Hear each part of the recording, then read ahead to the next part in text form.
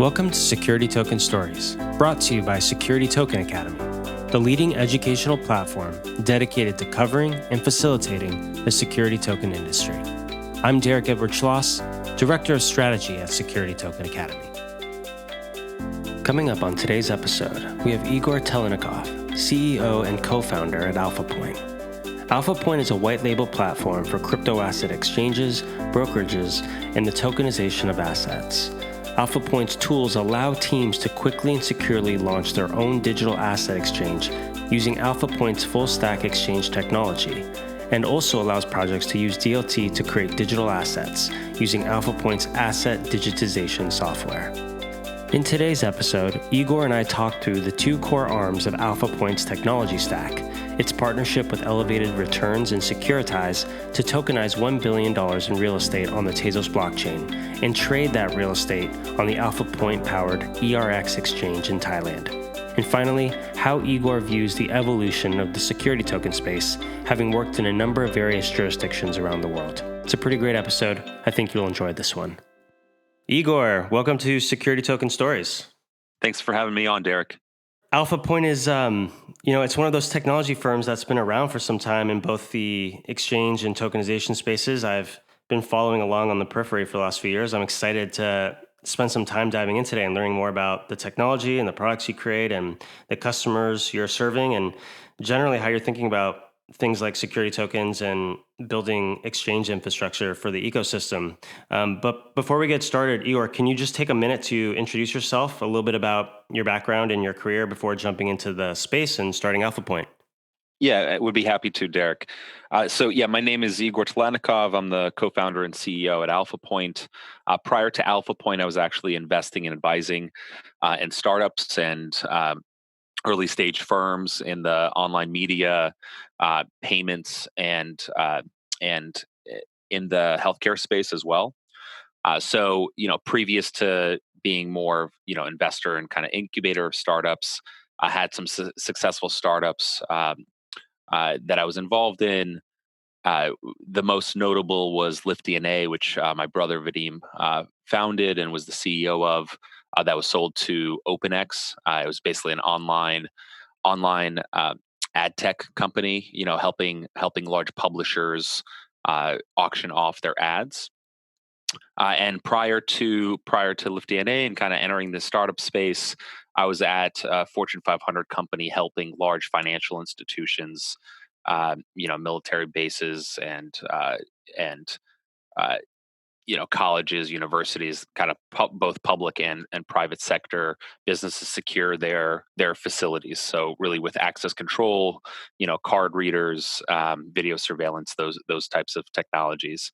I really see crypto as, cryptocurrencies and digital assets as being a blend of a lot of the experiences that I've had in the past, across security, startups and, technology firms, exchange technology. And then, we did a few investments and, helped some companies in the payments and fintech space as well. Awesome. Yeah, that's great background. So in my notes here, I've got, just looking through the website and the materials a little bit about your background. It seems like in 2014, 2015, that's when you decided to launch AlphaPoint. And this was a little bit before my time. Maybe you can walk through exactly what was happening in the crypto asset space at that point and why you decided to launch AlphaPoint and what problem you were really trying to solve even back then as the industry was just getting started and still fairly new. Yeah, so AlphaPoint's actually over 6 years old now. We're coming up on our 7th birthday this June. So it was founded in June of 2013, and the technical founders of the company, Joe Ventura and Jack Sallin, their backgrounds was in building trading platforms and arbitrage systems for capital markets, and they integrated to all the major exchanges. They built a number of trading platforms as well as risk management systems for large banks like Deutsche Bank and all of the kind of the exchange venues, CME Group, futures and options as well as equities trading. So their background was really in capital markets, and in 2013, this was really when the kind of early crypto space was kicking off. They had been building some technology, really some exchange technology to help solve some of the scalability challenges and security challenges that we're seeing in the space. And this is at a time when Mt. Gox was really the number one exchange in the space. Which Mt. Gox, for those that aren't familiar with it, is standard for uh, Magic the Gathering. Basically the card game Magic the Gathering. It was an exchange to trade those cards. Kind of best pivot ever, but didn't really have the scalable kind of in the background of technology that electronic trading systems have been in the market for over a decade. So the original idea was this space is going to grow dramatically. The trading volumes, the countries that want to participate, financial institutions as well as retail, that is going to want to access to this asset class is going to demand something better, something more scalable, and there's going to be a proliferation of exchanges and brokerages that provide access to digital assets around the world. So the original solution and idea of the problem that was being solved was really to enable that access, right? To help entrepreneurs as well as established businesses, and brokerages around the world uh, launch and operate digital asset exchanges, digital asset brokerages. Uh, to provide access to, at the time it was really Bitcoin, and then Ethereum and altcoins, and now you're seeing new types of assets, really traditional assets come online as digital assets in tokenized form. Yeah. Yeah, so let's dive into that a little bit. I think AlphaPoint's model here is really interesting. As kind of this white label provider, you're the engine behind the scenes, abstract away from the end users of these platforms, the folks that are actually buying and selling crypto assets on top of these exchanges and marketplaces. Do I have that right? Yeah, you're absolutely correct. Our slogan is the engine of exchange. We're really a software technology vendor. We build infrastructure, and we build the picks and shovels for the industry. So we ourselves do not operate an exchange or a brokerage. What we do is we build technology for operators of exchanges and brokerages. They use our system as a white label or private label technology provider. They put on their own brand, their own, they do their own marketing, regulatory for their particular region, and marketing and customer service. And we provide the technology backbone that they can rely on. So I've seen Alpha Point mostly in kind of two core areas over the last few years. The first is this technology provider for teams that are looking to launch and spin out crypto asset or even more recently security token exchanges, but might not want to build out the entire tech stack from scratch in house, and so they're partnering with Alpha Point. And then the second area, and this is more recent, is kind of Alpha Point's tokenization technology, which I suppose your clients can use your tools to build these digitized blockchain-based assets for all types of assets, including securities. So security tokens. Maybe we can just dive into each one separately and walk through how you're thinking about these two core pieces of your platform. So starting with the white label technology tools for exchanges and platforms.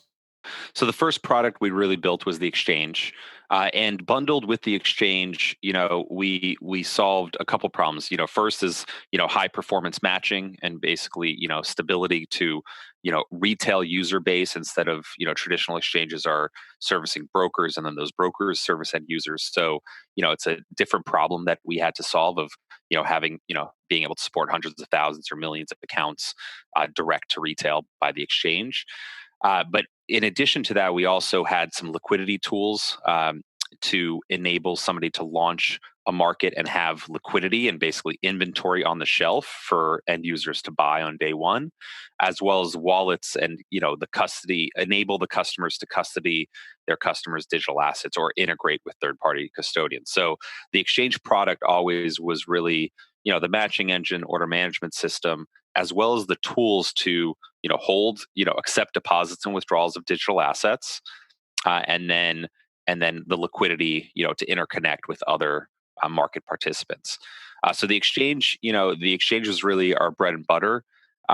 And we have dozens of customers around the world, in over 25 different countries that are currently live and operating digital asset exchanges that support the trading of both cryptocurrencies like Bitcoin, Ethereum, Dash, Ripple, Stellar, and we support hundreds of digital currencies for trading, but also now security tokens, such as a piece of real estate that's in tokenized form, or a stable coin, a pound that's represented by a token, etc. So back in 2015, we started working and developing some tools around being able to tokenize assets, and we rolled that out really in 2016, 2017, where our first customers started to use our tokenization tool, which is the second product that you mentioned. Now, the tokenization tool, is really focused on vanilla, types of currencies, commodities, and certain types of assets, where we give our customers the ability to create a token on a public or a private network that represents some asset, and label that accordingly based on certain templates. So we ourselves do not, it's not a tool to, if somebody wants to tokenize a piece of real estate, they wouldn't come to us and license our software. Our customers are typically tokenizing many different assets and then providing the secondary trading platform for that, down the line, with the exchange technology being really the anchor and the core that everything's built around. So in addition to having our own technology for tokenization, as well as our own technology for wallets, we also do partner with best in class firms in the market, such as BitGo or Curve on the wallet side, or Securitize and others on the tokenization side. While you were talking, Igor, one of the things that came to mind for me here was the fact that AlphaPoint is servicing a number of firms all across the world. Are there network effects that projects get by building an exchange powered by AlphaPoint? For example, whether we're talking about crypto asset exchanges with some of the cryptocurrencies and crypto assets that you mentioned, or potentially security token exchanges in the future, are these AlphaPoint-powered exchanges across the world sharing things like order books, or are there other kind of network effects that they can leverage by being part of the, I guess, for lack of a better word, like the AlphaPoint family? Yeah, yeah, absolutely. I mean, the first network effect is ultimately that we power a lot of different customers around the world. We've seen a lot of issues, a lot of challenges, and we've spent the last 6.5 years and over $30 million in R&D, building a platform that's extremely robust and institutional grade. So that's the first reason why customers come to AlphaPoint and decide to rent or license our technology, which continues to develop, versus building on their own and making that kind of capital investment. In terms of other, benefits of being part of the network, we do have tools that interconnect uh, uh, venues on the network. So we have a tool called the Remarketer, which will connect our customers together and point to point, and for relationships that they wish to make. It's not kind of a forced type of item, where they can share liquidity pools and order books, and have interactions between their customers. So that is definitely a big advantage of when you're building a market. Having liquidity from day one is very critical. There's this really interesting four-party project in the works that I came across. There's AlphaPoint. There's an issuer named Elevated Returns who's looking to tokenize, from what I saw, roughly 1 billion in real estate over the next few years. There's the security token technology and compliance firm Securitize, and then the project itself will use the Tezos blockchain as its base layer. I think this is a really fascinating partnership with a lot of different players, and probably a good case study into how a compliant security token gets issued, created, eventually traded, using AlphaPoint tech. So maybe we can just kind of start high level first. What is, kind of the project's genesis? Maybe walk through the different players, where they all fit, and how all of these firms are kind of adding value across each stage, and how they might all connect to one another to kind of make this a seamless end-to-end experience for a tokenized real estate deal. Yeah, absolutely. So really, the this entire project is really spearheaded and led by Elevated Returns, who you mentioned is the issuer of the product, and then there's also an entity that ER-X, which will be the secondary market and trading environment for these tokenized assets. And the genesis really was bring together best in class technology to drive a real life use case that takes advantage of blockchain assets, and with the experience that Stefan and his team has in capital markets, and really bring that together and bring it to market. The Elevated Returns is known for their project for the tokenization of the St. Regis Resort in Aspen, which raised $18 million through a security token offering back in 2018, which was the first of its kind to tokenize a trophy real estate asset like the St. Regis in Aspen. And Elevated Returns did something of really had the foresight of all the components and pieces that they needed, and went to find the best in class um, tokenization platform for their types of assets, which is Securitize. And Securitize is really handling the issuance technology, so really the creation of these tokens that will represent real world underlying assets. Then next, that asset is going to be tokenized on the Tezos blockchain, versus instead of any other blockchain on the market. And Tezos is involved, and the Tezos Foundation is heavily involved in the project as well.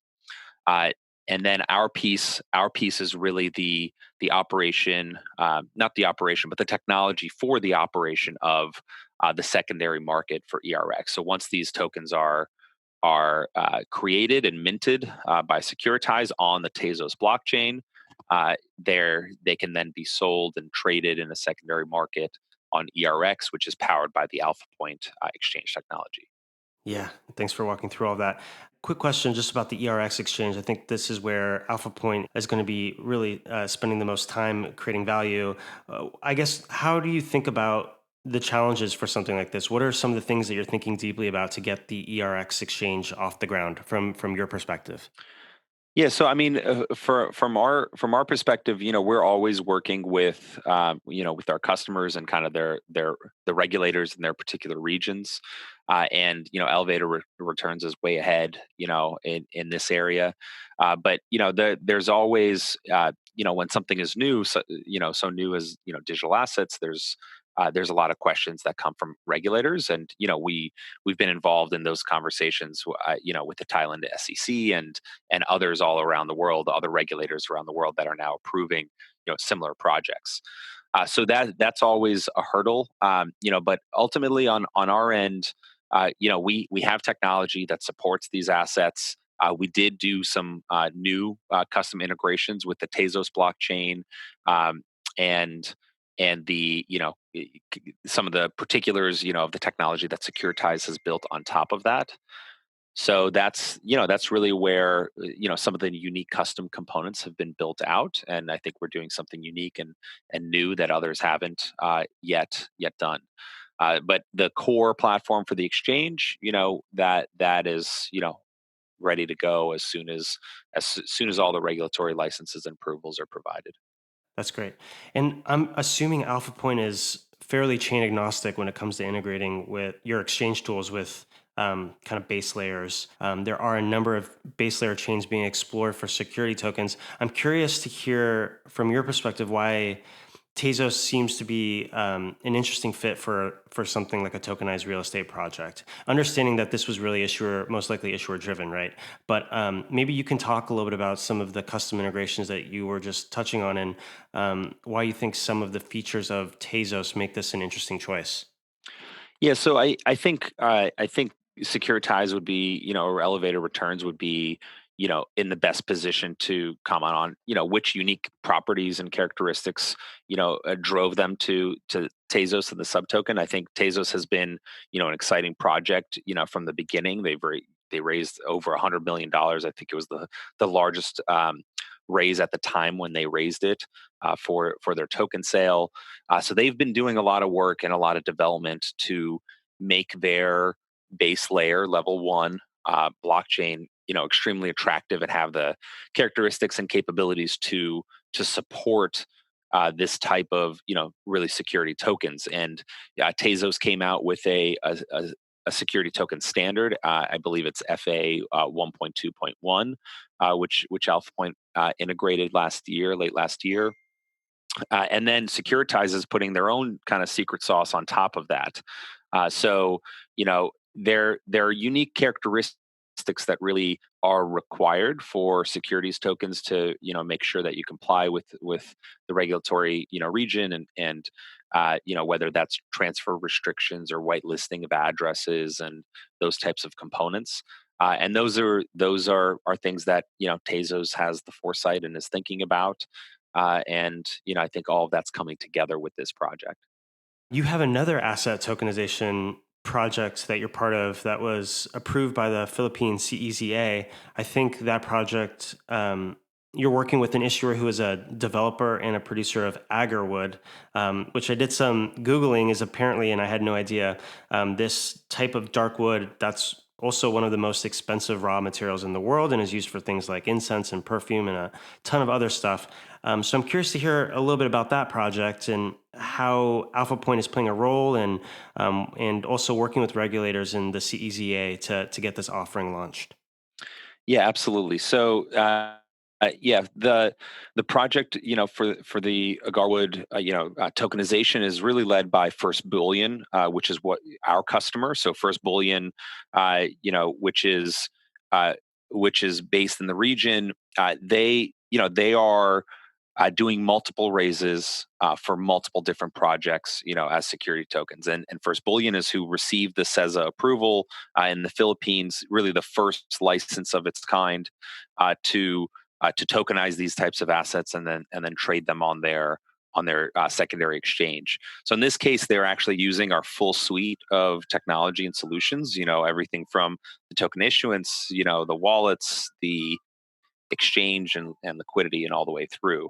And First Bullion is an exciting company. They have other projects lined up, but Agarwood, as you said, is essentially I believe it was about $3 or $4 million capital raise for a plantation of this a fine, expensive raw material that's tokenizing basically the asset.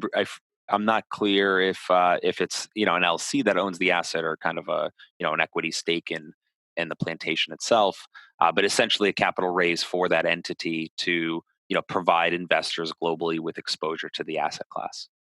One of the themes that has come up, just talking through some of these projects with you, Igor, is kind of the regulatory piece. And I wrote a paper about a year ago arguing that, like disruptive technologies in the past, the security token industry was undergoing this critical infrastructure stage where we still needed to build out kind of the three key areas of any infrastructure stage: the tech, the regulatory infrastructure, and the deal flow infrastructure.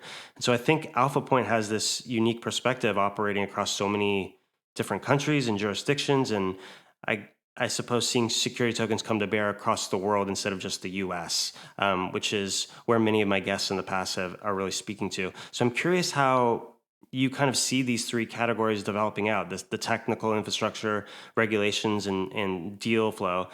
Yeah, so I think it's an interesting question. I think it's evolved, over time what the biggest challenges have been. I think the largest challenges, to entry into the market in the past was really the challenge of custody, right? And you have institutional investors that are very, very comfortable with investment risk, of what will the price of that asset go up or down, but very, very uncomfortable with the risk of the asset disappearing, or the basically the wallet solution being really the custody of the asset and how that's managed. And that was really the challenge in the space previously, that I think is now being solved with entrants like Fidelity, like Nomura, as well as some of the newcomers in the space that are providing underlying technology. And with brand names like that coming into the space for both, excuse me, initially cryptocurrency custody, but writings certainly on the wall that security token custody is right around the corner.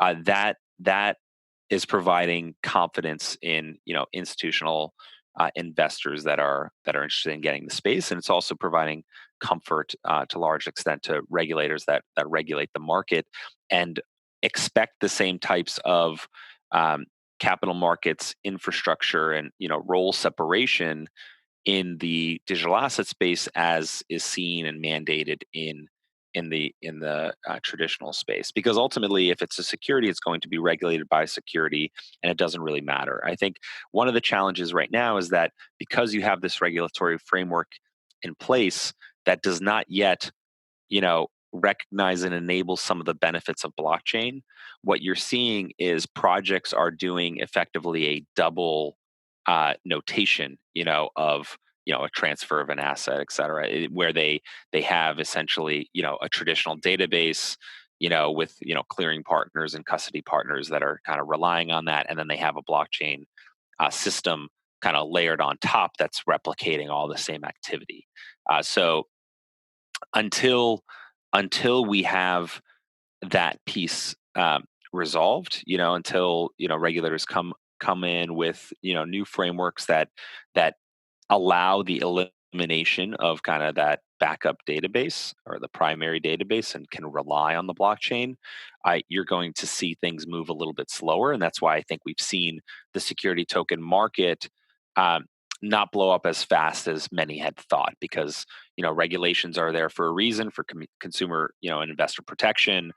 They move slowly through a process for a reason, and based on the security incidents and issues with cryptocurrencies, nobody wants to see that happen, and regulators aren't going to allow that to happen with securities trading and having similar types of incidents in that space.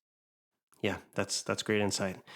Wrapping up, Igor, I'd love to hear your perspective. What does the security token industry look like the rest of this year, and maybe what does your vision of the space look like over the next few years? And from everything you're seeing on the ground and where we're headed, and what might Alpha Point look like within that future?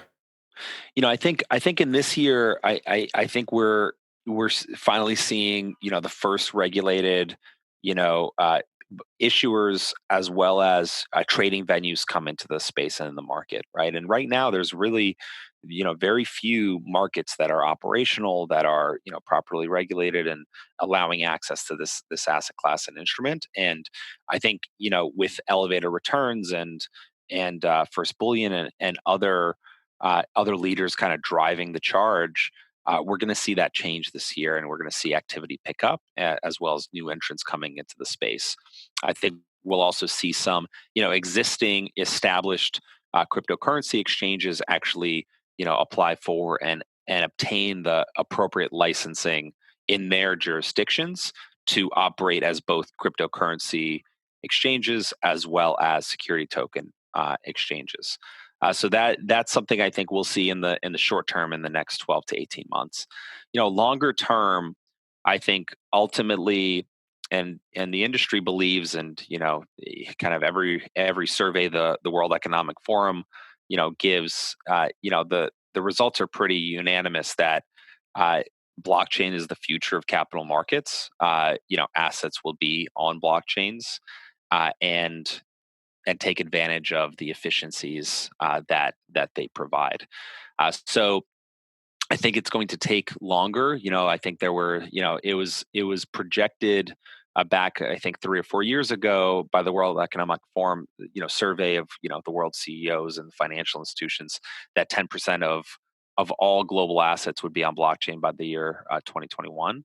I think it's going to be 3 to 5 years out from that, but you'll see long term, the majority or all assets coming onto the blockchain. It's just things like title insurance for your home will effectively be a thing of the past. You're seeing more and more governments get behind this, and supportive of registries, land registries on blockchain, and other types of assets being stored in a way that cannot be undone if there's a government change. And there are a lot of countries around the world where land records are a big problem, because um, they were erased by the next organization that came in and took control of the country. So the benefits are very, very clear. I think it's going to be a slow moving kind of machine to get all the infrastructure and layering developed. But with large institutions, and governments and others getting on board, in the next 10 years, I think we'll see the proliferation of that. And your last question, just on where AlphaPoint plays in that, I think we play a very similar role to where we are now. I certainly see a larger role potentially in the future, but the immediate need right now is access to this asset class. Digital currencies and digital assets are providing access to investment vehicles that were never possible in parts of the world that are largely unbanked, don't have financial services.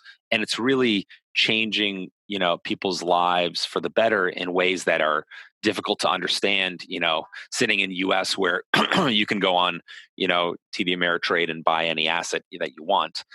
So a lot of that infrastructure is just becoming more exposed and more available to retail investors and investors that have never had access to it. So, our original mission was to provide access to this asset class around the world, and we're still, well on our way in achieving that. But that's really the continued vision is really helping power, exchanges and wholesalers of liquidity for these assets, as well as brokerages around the world. And we're launching some other products, such as lending, and plugging DeFi and interest-bearing accounts into the system, margin trading accounts, and deeper liquidity across the board. Yeah, Igor, I really identify with with that mission. I've really enjoyed this conversation, learning more about AlphaPoint, your exchange technology, how you're thinking about the space building out in the future, and and you just mentioned kind of AlphaPoint's role in that future. Where can people learn more about AlphaPoint? How can they reach out to you if they'd like to learn more? Yeah, absolutely. So alphapoint.com, you can find a great amount of information, request a demo, and we have a lot of white papers and, information guides that can be downloaded straight to the site as well. Awesome. Well, thanks for your time today, Igor. Thanks, Derek. Appreciate it. That's it for this week's episode of Security Token Stories. For more security token content, visit us online at securitytokenacademy.com and subscribe to our newsletter, The Security Token Edge, which lands in your mailbox each weekend. You can also keep up with the latest security token news by following us on Twitter, Telegram, YouTube, Facebook, and Medium. Before we go, a big thank you to Security Token Academy's Platinum and Gold corporate members who make this podcast possible. You can learn more about Security Token Academy's corporate members at securitytokenacademy.com. I'm Derek Edward Schloss. From all of us here at Security Token Academy, thanks for listening. Security Token Academy does not provide investment or legal advice. We are not a registered broker-dealer or investment advisor. Opinions expressed in this podcast are the speaker's own and do not necessarily reflect the views of Security Token Academy. More information can be found on our website at securitytokenacademy.com.